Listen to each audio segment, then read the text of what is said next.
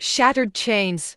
The Redemption of Soteria. Soteria grew up in a strict, religious household where her parents were revered figures in the church. Her father was a deacon, and her mother led the women's ministry. Every week was filled with church events, Bible studies, and endless responsibilities. While Soteria played the part of a dutiful daughter, deep down, she longed for freedom, a chance to explore life beyond the walls of the church. One Sunday, a new face appeared at their church.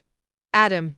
At 28, he was older, confident, and seemingly devout, quickly becoming active in the church's community. Soteria couldn't help but notice him, and soon their paths crossed. At first, it was innocent, just conversations after service, a few shared laughs. But soon, their connection grew deeper, and before long, they were seeing each other outside of church, always in secret. The more time Soteria spent with Adam, the more she found herself wrapped in a world she never imagined. Adam was charming, and he made her feel alive. But eventually, their secret meetings escalated, leading to a night of passion. Despite her upbringing, Soteria felt drawn into Adam's orbit, distancing herself from the life she had known. As time passed, however, Adam's sweetness began to fade. His moods grew erratic, and he became increasingly secretive. Soteria soon discovered why.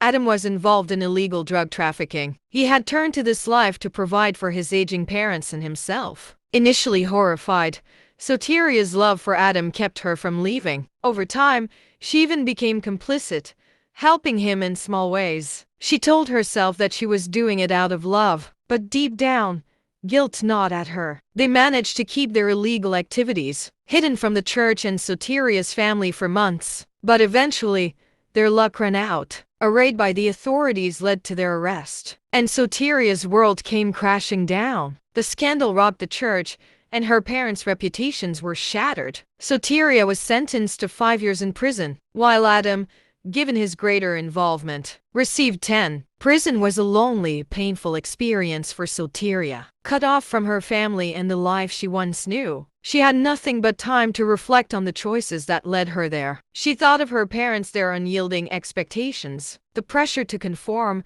and the rebellion that had spiraled out of control. Most of all, she thought of God. For years, she had pushed him away. But now, in her isolation, she realized how much she needed him. One night, in the quiet of her cell, Soteria fell to her knees and surrendered her life fully to Jesus, feeling peace for the first time in years. When Soteria was finally released, she returned home, unsure of what to expect. Like, follow, and comment for part 2.